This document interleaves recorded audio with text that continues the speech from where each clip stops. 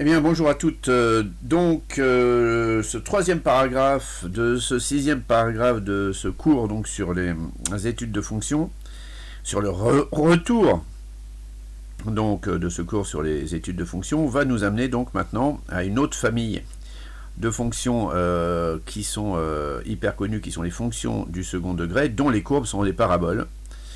Petit clin d'œil donc au petit schéma que j'avais donné précédemment sur les coniques, où vous voyez que l'intersection en fait d'un cône avec un plan, si vous coupez donc un cône avec un plan, vous obtenez donc les courbes que vous connaissez, que certaines depuis très longtemps, d'autres depuis moins longtemps. Donc on obtient aussi bien les hyperboles que les paraboles, que les ellipses, que nous n'étudierons plus puisqu'elles ne sont plus du tout au programme maintenant en classe de terminale, et donc du cercle que nous allons revoir l'année prochaine et l'année suivante, les équations de cercle.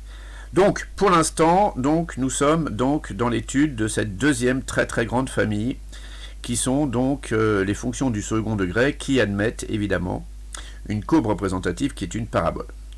Ce que je vais faire là, je vais faire donc une étude de fonction. Je vais refaire, ça va être je vais pas le refaire, je vais vous laisser le faire parce que je vais juste poser des questions, mais j'introduis quand même ce cours qui va en fait être le support à mon exercice à faire pour demain. Je vais donc vous demander de faire plusieurs choses. D'abord de chercher l'ensemble de définitions, mais ici évidemment l'ensemble de définitions compte tenu de l'absence de radicaux et de dénominateurs, c'est bien évidemment R. Ensuite, on va prouver donc l'existence donc d'un axe de symétrie pour la courbe représentative de cette parabole, qui va être, et donc ici égale à 5 sixièmes. Donc il va falloir que vous me prouviez que donc la droite d'équation x égale 5 sixièmes est bien un axe de symétrie. Donc la droite x égale 5 sixièmes donc est un axe de symétrie. Ensuite, vous m'étudierez comme on a l'axe de symétrie. C'est ça qui est intéressant. On va étudier donc le sens de variation. Donc étudier le sens de variation de f sur donc l'intervalle 5 sixièmes donc plus l'infini. Voilà. Et ensuite, eh bien, après avoir donc étudié le sens de variation, dressé le tableau de variation, on tracera donc tracer CF.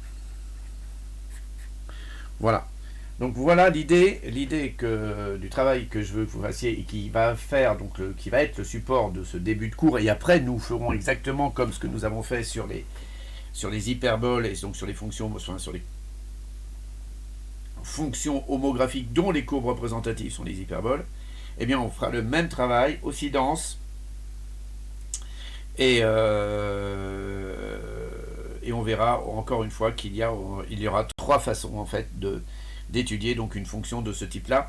Libre à vous après d'avoir la subtilité d'utiliser une méthodologie plutôt qu'une autre, et suivant en fait le contexte et suivant la façon dont la fonction vous est fournie dans l'énoncé d'un contrôle. Voilà.